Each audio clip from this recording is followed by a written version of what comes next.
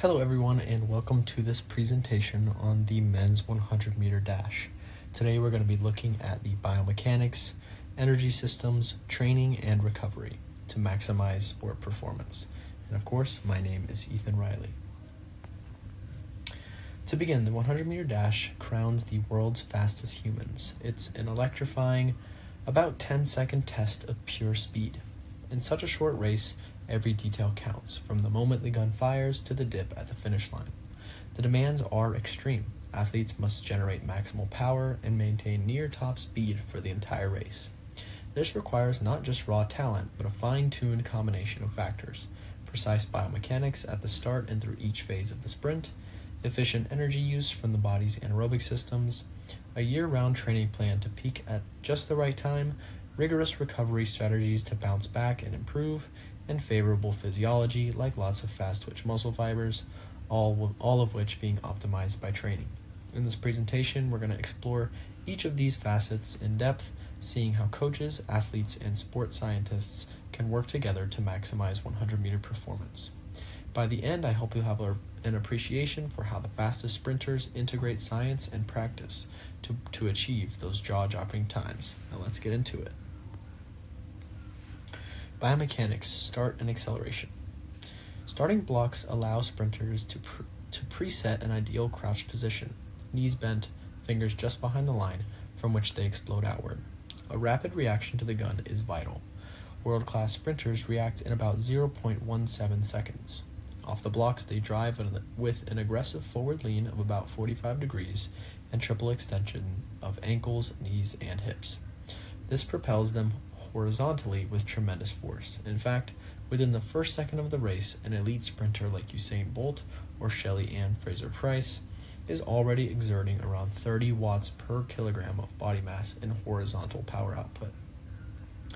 During the acceleration phase, typically the first 30 or so meters, each step gets longer and quicker. Early steps are short, powerful pushes, and as speed builds, sprinters transition to larger, quicker strides while staying low. Ground contact times are initially relatively long to allow force production, then rapidly shorten as the athlete gains velocity. Top sprinters display excellent frontside mechanics, such as driving their knee high and swinging their legs forward, which helps position the foot optimally for the next ground contact.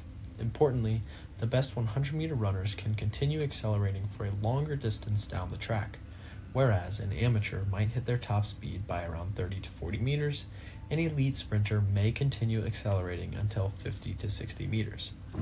This extended acceleration means a higher top velocity and a better overall 100-meter performance. The start and acceleration are truly about applying massive force effectively, which is a blend of strength, technique, and aggressive driving to set up the rest of the race. The biomechanics of max velocity and deceleration. After about 5 to 6 seconds of all-out effort, a sprinter enters the maximum velocity phase.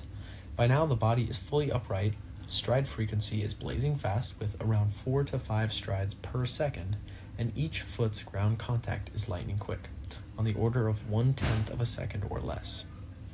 In this phase, it's all about maintaining the speed built during acceleration. For context, Usain Bolt's top recorded speed in his world record run was about 12.3 meters per second, which is approximately 44.3 kilometers per hour or 27.5 miles per hour, which he reached somewhere around the 50 to 60 meter mark. At such velocity, technique makes the difference between sustaining momentum or decelerating. Sprinters focus on running tall with efficient mechanics, a high knee drive, relaxed shoulders and face, and striking the track with the ball of the foot almost directly beneath the hips. This positioning, along with strong, stiff legs, uses the spring-like properties of muscles and tendons to recycle energy. Any unnecessary tension, like a clenched jaw or tight fists, can waste energy and upset running rhythm. Even the fastest humans cannot hold peak velocity for much more than a second or two. Eventually, fatigue of course sets in. The term sprint-specific endurance refers to the ability to resist slowing down in the final meters. As fatigue accumulates in the neuromuscular system, the sprinter's stride frequency may dip and ground contact prolong slightly, causing a drop in speed. For elite sprinters, this deceleration is minimal. They might only lose a few hundredths of a second in the last 10 meters. Bolt, for instance, slowed only marginally in the last steps of his 9.58 second 100-meter race. And of course, lesser trained sprinters decelerate more noticeably. Their last 20-meter split is significantly slower than their preceding segments. Coaches therefore train athletes with speed endurance workouts like 120-meter sprints or repeated 60-meter runs with short rest to delay the onset of fatigue. The goal in the 100-meter is to reach a high top speed and then hang on to that speed as smoothly as possible through the finish of the race. Energy systems in the 100-meter dash. From a physiological perspective, the 100-meter dash is an all-out anaerobic blast. The race is so short and intense that our body's fast energy pathways supply almost everything needed. Initially, the ATP-PCR system, also known as the phosphagen system, does all the heavy lifting. Muscles only have a small reserve of ATP ready to use, plus phosphocreatine, which rapidly replenishes ATP. This system can fuel maximal effort for only about 6 to 8 seconds, but that covers most of the 100-meter dash. Out of the total energy for a 100-meter, roughly 80 to 90% comes from these immediate stores. As the race progresses past the first few seconds, the anaerobic glycolytic system ramps up. In this pathway, stored muscle glycogen is broken down into glucose and used to produce ATP without oxygen. It's a bit slower than the phosphagen system, but can sustain ATP supply for the remaining seconds of the race. The trade-off is that glycolysis produces lactic acid, which is lactate and hydrogen ions, leading to increasing acidity in the muscles. By the end of a 100-meter dash, runners often have elevated muscle lactate, though not as extreme as a 400-meter runner, but enough to cause that familiar muscle burn. If you've ever seen sprinters gasping or even wobbly after a 100-meter dash, it's partially due to these accumulating metabolites. The aerobic system, which uses oxygen to produce ATP, simply can't gear up fast enough to contribute much during the 10 seconds, and it provides less than around 5% of the energy in this race. However, aerobic metabolism is crucial after the race in between repetitions and training, as it helps restore phosphocreatine stores, which can take several minutes to fully recharge, and clears lactate from the blood. For coaches, understanding these energy systems helps tailor training, such as giving enough rest between short sprints or full ATP PCR recovery, or training the glycolytic system with slightly longer sprints, like 30 to 60 second efforts, to improve lactate tolerance. In summary, the 100-meter is powered by a rapid-fire burst of anaerobic energy, underlining why sprinters need incredible stores of immediate fuel and why recovery between sprints is so important. Sprint physiology: fibers, neuromuscular, and metabolic traits. The bodies of top sprinters are practically built for speed. A key factor is muscle fiber composition. Humans have both slow twitch or type 1 fibers, which are good for endurance and efficiency, and fast twitch type 2 fibers geared for power and speed. Elite sprinters usually win the genetic lottery here with a dominant share of fast twitch fibers in their leg muscles. Studies show that world-class 100-meter runners can have in the range of 70 to 80% type 2 muscle fibers and muscles like the quadriceps, which of course is much higher than average.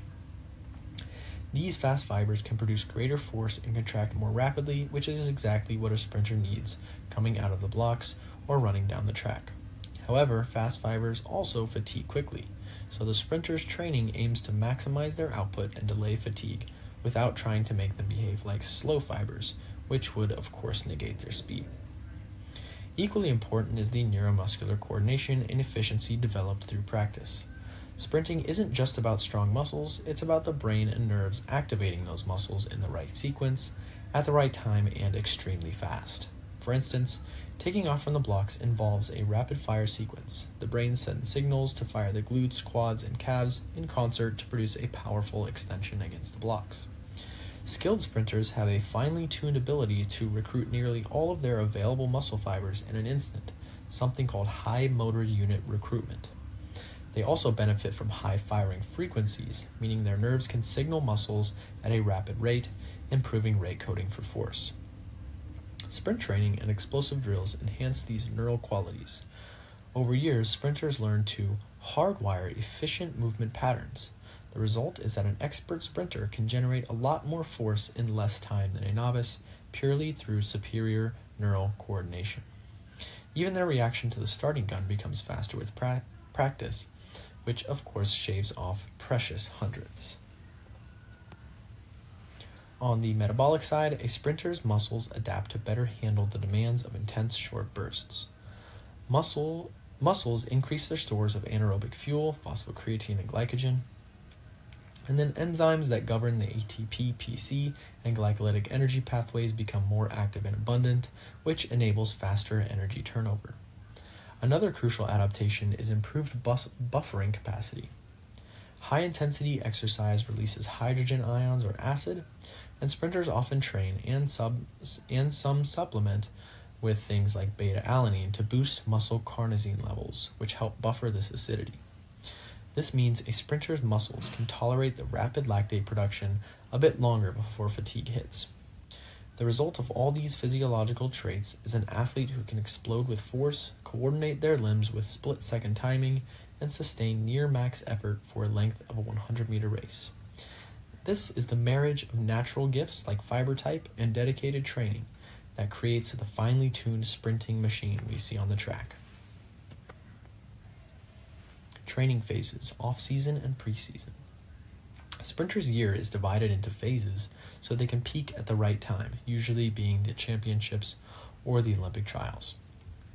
In the off-season, which for track sprinters is typically fall or early winter, the emphasis is on general conditioning and building a physical base. Think of it as laying the foundation. Athletes hit the weight room hard with around 2 to 3 strength sessions per week, focusing on big compound lifts like squats, deadlifts, power cleans, etc. Early in the off-season, training might target hypertrophy, which is the adding of lean muscle mass, and then progress to heavy lifting for maximal strength gains. The idea is to increase the horsepower of the engine. During this period, pure sprint training on the track is often done at lower intensities or longer distances than competitive 100-meter racing, for example, doing repeat 200-meter runs at submaximal speed or 100-meter tempo runs with short rests. These build work capacity, reinforce technique under less stressful conditions, and prepare the body to handle tougher training later on. It's also a time to work on flexibility, address any nagging injuries, and drill fundamentals like arm swing or block setup without the pressure of upcoming meets. As the season transitions toward preseason or specific preparation, say late winter into spring, the training becomes more sprint specific. In the weight room, the focus shifts from pure strength to converting that strength into explosive power. That means more power cleans, snatches, jump squats, and lots of plyometrics to train muscles to fire fast. For instance, after building up a big squat in the off-season, now the sprinter will do exercises to turn that into sprinting explosiveness, like bounding drills or lighter, faster lifts. On the track, intensity goes up and volume comes down. Sprinters start doing shorter, high-quality sprints like 30-meter block starts or flying 20s, where they build up and then sprint all out for 20 meters to target acceleration and max velocity. They'll also introduce speed endurance runs, say around 120 meter or 150 meters at close to race pace, to train maintaining form and relaxation at speed. Technical fine-tuning is big now. Block start practice is frequent, with coaches tweaking an athlete's starting position or first step mechanics. We often say the training model is short to long. Start with short bursts and heavy weights, then gradually extend the sprint distance and resemble more of the actual race as the season progresses. By the end of preseason, a sprinter is doing things very close to a full 100-meter race in training, but carefully managed. This phased approach ensures that when the competition phase arrives, the athlete has both the raw power and the specific speed endurance needed to perform their best. Training phases 2, competition and taper. During the competition season, the training philosophy flips from heavy training to maintenance and fine-tuning. At this stage, sprinters are racing regularly, perhaps weekly meets with qualifying heats and finals being on the same day. The objective is to display the gains made in the off-season and preseason, not to continue pushing fitness higher, like trying to gain fitness mid-season, which can lead to overtraining or injury. training volumes drop substantially. A typical in-season week might involve only a couple of intense track sessions, with other days for rest or light work. Workouts are extremely high quality. For instance, instead of doing 6 150-meter runs like in preseason, now a sprinter might do 2 or 3 60-meter all-out sprints with full recovery, just to reinforce speed and blocks. Coaches emphasize feeling sharp and well-rested rather than fatigued. Many adopt a quality over quantity or polarized training concept. Do key sprints at near race intensity, which is greater than or equal to 95% effort, to stimulate the neuromuscular system, but keep other runs very easy like jogging, stretching, or rest days. Anything in the moderate to hard middle zone is minimized because it could tire the athlete without providing additional speed benefit. This polarization helps maintain top speed capacity while facilitating recovery. Now, managing the meet schedule is also crucial. If races are on Saturdays, for example, a coach might schedule the last hard speed session on Tuesday, a moderate start practice on Wednesday, then only light starts or strides on Thursday, and rest or very light work on Friday. This way, the athlete goes into competition with fresh legs, but still in a fast state. In competition season, sprinters also get a lot of their training effect from the races themselves. Each race is like a maximal workout that, of course, needs recovery. If an athlete has to run heats and finals on the same day, coaches should prepare them by occasionally doing 2 high-speed runs in training, separated by an hour or 2 so the body is used to bouncing back for a second effort. As the most important meet approaches, say nationals or the Olympics, sprinters enter a tapering phase. Tapering means scaling back the training to let the body fully recover and perform at its absolute best. For sprinters, a taper is often 1 to 2 weeks long. In this period, training volume might be reduced by about half, around a 40 to 60% reduction. For example, if they were running 300 meters total at high intensity in a session, they might cut to 150 meters total. However, and this is key, the intensity must stay high. They still sprint at 95 to 100% intensity at those few reps to keep the neuromuscular system firing on all cylinders. They're essentially doing just enough to remind the body that, hey, we need to be fast, but not so much that they accumulate fatigue. During taper, a lot of extra time goes to recovery modalities like massage, stretching, and sleep, as well as mental preparation. Strength workouts are very light or even stopped in the final days, since the focus is on explosive track work. When done correctly, tapering leads to the peak performance state. Athletes often report feeling unusually explosive, light on their feet, and very confident as their times in practice drop. The taper allows muscle fibers to fully repair, energy substrates like glycogen and PCR to top off, and any small aches to heal. Then comes the championship day. If all phases, off-season base, pre-season speed, in-season sharpening, and taper have been executed, the sprinter is ready to fire on all cylinders. The training plan has effectively guided them to peak at just the right moment, which is the art and science of sprint coaching. Recovery strategies, neuromuscular, and rest. Beyond nutrition and sleep, sprinters use a full toolbox of recovery methods to keep their bodies tuned and ready. An important concept is that a rest doesn't always mean doing nothing. Often, the day after a very hard workout or race, coaches prescribe active recovery, like 15 to 20 minutes of easy cycling, a light 1-kilometer jog, or some drills and stretching at low effort. This helps circulate blood through muscles, which can flush out metabolites like lactate and provide oxygen and nutrients for repair. Athletes usually feel less stiff the next day compared to complete inactivity.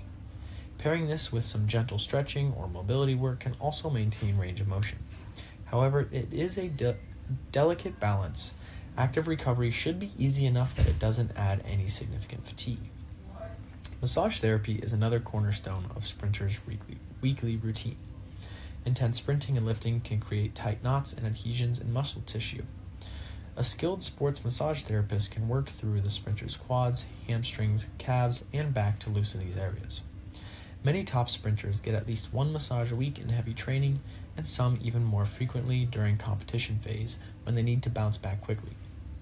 Even without a therapist on hand, Tools like foam rollers and percussion massage guns allow athletes to self-massage.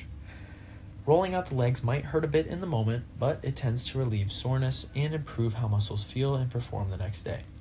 Massage and self-myofascial release not only address muscles, but also have a calming effect on the nervous system, reducing that high tension state and promoting relaxation, which of course is important for speed athletes who often run hot. Finally, and perhaps most importantly, coaches strategically plan rest into the training program. This is a part of periodization. After a few weeks of progressively hard training, there will be a scheduled, easier week. It might involve fewer sprint sessions or lower intensity across the board. These deload weeks are when the body actually consolidates gains. Muscles strengthen, the nervous system recovers from constant stimulation, and any minor strains can heal. Similarly, within each week, sprinters typically have at least one complete rest day, which means no training at all, and another day that just might be some technical, light work or cardio. It's often said in training circles, recovery is when you get better. The workouts provide the stimulus, but the adaptation happens during recovery. Sprinters must learn to respect this. If a sprinter feels an unusual fatigue, for example, if their performance in multiple workouts is dipping or they feel sluggish despite normal sleep, coaches may prescribe an extra easy day or massage, recognizing the signs of central nervous system fatigue. Burnout and injuries are lurking if recovery is neglected. Thus, by using techniques like active recovery, massage, and smart scheduling, athletes create an environment where they can train extremely hard yet show up day after day in a state to push their limits again. It's this careful balance of stress and recovery that allows a sprinter to progress over time and arrive at the meet healthy, fast, and ready to go. Conclusion: integrating it all for peak performance. In summary, excelling in the 100-meter dash is like solving a complex puzzle. You have to put all the pieces together. We've seen how biomechanics provide the blueprints for efficient and powerful movement from the block to the finish. Energy systems and physiology supply the fuel and the machine, the predominance of anaerobic power, the fast-twitch muscle fibers, the neural wiring that enables explosive force. Training phases guide the athlete's development throughout the year, systematically building the attributes needed at the right time and recovery strategies to ensure that the intense work actually translates into improvement, and of course that the athlete stays healthy. Each component we discussed is crucial on its own, but it is the integration that truly counts. For example, perfect technique won't yield results if the athlete lacks the power to back it up. Similarly, great power can be wasted with sloppy form. Training is the process of developing all these capacities, and peak performance is when they all peak together. Research and practice both concur that power, technique, and the ability to resist slowing down are key to 100-meter success. We should think of those as the pillars that everything else supports. What's remarkable is how far the science and coaching of sprinting have come. Coaches now routinely use slow motion video and biomechanical analysis to tweak an athlete's form. They leverage knowledge of energy systems to plan workouts and recovery, for instance, knowing how long to rest to replenish ATP, PC between reps. The training paradigms we talked about, like the short to long approach and polarized training, come straight from combining scientific evidence with decades of coaching research. And as technology evolves, such as motion sensors that can give real-time feedback on a sprinter's velocity and contact times, training can be even more finely tailored. Despite all the advances, the essence of the 100-meter dash remains a showcase of human capability. An athlete must explode with strength, execute with precision, and endure with grit, all in a matter of seconds. Sprinters and coaches are in a constant dance of pushing the envelope and then recovering, ever monitoring the delicate balance to avoid injury and burnout. Every fraction of improvement comes from attention to detail, whether it's adjusting a block setting by an inch, adding an extra rest day in a training cycle, or increasing carb intake during a competition week. This holistic, detail-oriented approach is what allows for those electrifying moments when a sprinter sets a personal best or breaks a record. As we continue to learn through sports science research and through observing champions, the 100-meter dash will keep evolving. but it will always require a union of raw physical talent, scientific training, and mental focus to reach the pinnacle. With all pieces in place, the result is poetry in motion, a human being sprinting at full tilt, a fusion of hard work and natural gift, covering 100 meters faster than should be possible. That is the beauty of the 100-meter dash and why it captivates coaches, scientists, and fans alike. Thank you all for listening to this presentation. I hope you learned something today. I'm going to be attaching a 10-question quiz in the description of this video. Once again, thank you for listening. Hope you all have a great rest of your